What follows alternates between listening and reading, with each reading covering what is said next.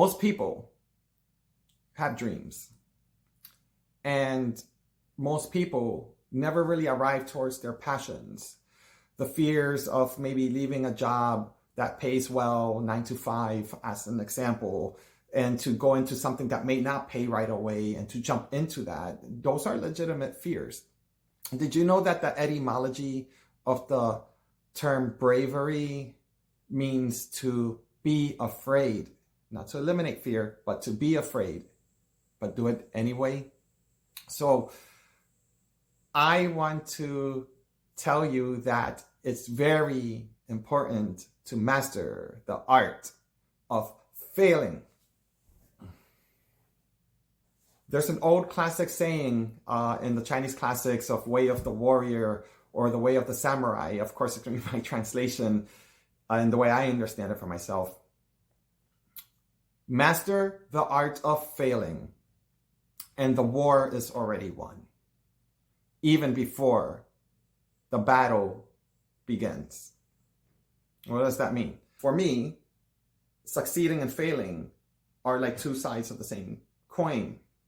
It is the one that holds the coin, which is almost like saying the coin of knowledge. For you to understand the value of that coin, or you create that value of the coin by working with the currency of that exchange per se, and you start to remember or awaken to you being an inner alchemist. And what is an alchemist? Inner alchemy means to alchemize your inner journey from within. It's biblical. It's in many scriptures. It's in many indigenous scriptures per se. They all have different explanations.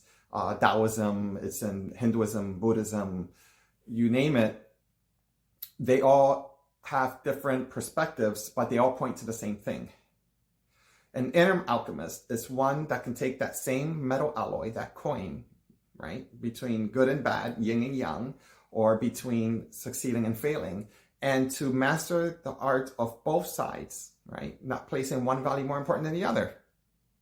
Succeeding and failing are both important for you to develop the seed of knowledge, and the understanding and the mastery of that allows you to overstand that understanding, meaning that you've understood it so many times, you have failed so many times, right?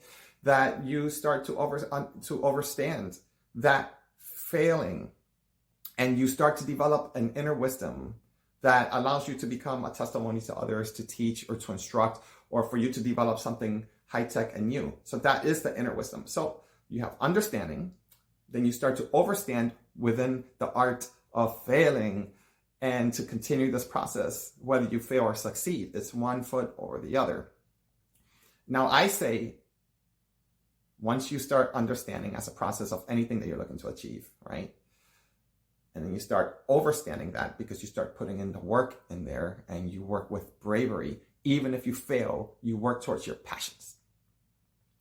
Now, the inner alchemist, the mystic, the sage would say, understand.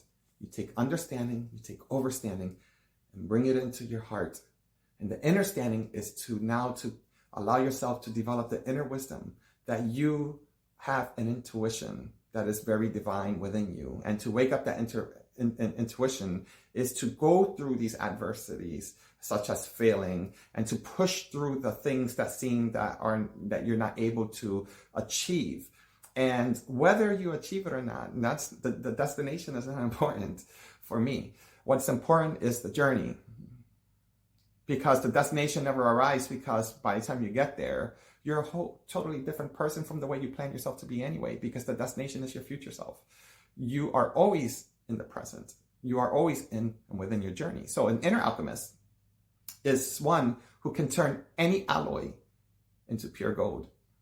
And to awaken that inner journey, these are steps that I use as an example, as templates to help activate you and your DNA. There are codes behind my intention and the words that I speak through pure love and compassion of self to anyone that resonates with this message. If you choose that you want to go deeper and you resonate with what I say, please DM me. I do now accept one-on-one consultations via Zoom or live or in real life.